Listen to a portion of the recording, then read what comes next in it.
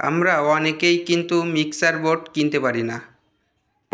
তো সাউন্ডের জন্য কিন্তু একটি মিক্সার বোর্ড খুবই গুরুত্বপূর্ণ একটি জিনিস।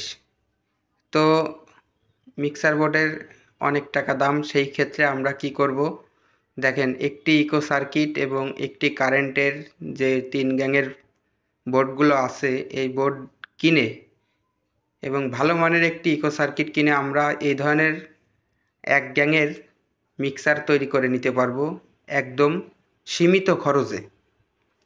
তো আমি এটা তৈরি করছি, দেখেন এখানে আমি লাগিয়েছি খুব সুন্দরভাবে ছিদ্র করে করে। তো আপনারা চাইলে এভাবেই তৈরি করতে পারেন। এবং এটা অন করতে গেলে কিন্তু আপনাদের কি লাগবে, একটি যে কোনো ফোনের চার্জার লাগবে। তো চার্জারটা যদি 5 ভোল্টের হয়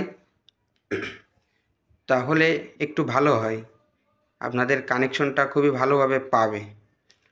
সেই জন্য আপনারা টাচ ফোনের চার্জার ইউজ করলে কিন্তু ভালো হবে। তো দেখেন আমি একটি টাচ ফোনের চার্জার এখানে দিয়েছি লাগিয়ে, তো এখানে কিন্তু মিক্সারটা অন হয়েছে।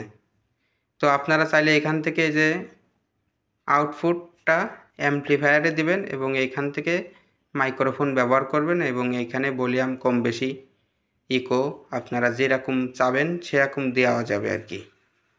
তো আপনারা চাইলে এই ধরনের মিক্সার বোর্ড কিন্তু বানিয়ে নিতে পারেন একদম সীমিত খরচে। তো আপনারা যদি এর কানেকশন না জানেন, না বুঝেন, অবশ্যই ইকো সার্কিটের একটি রিভিউ আমার এই চ্যানেলে দেওয়া আছে যে কিভাবে কানেকশন দিতে হয়। তারপরও আপনারা কমেন্টে আমাকে জানাবেন, আমি সেইভাবে আপনাদের কানেকশন ফুল দেখিয়ে দেব।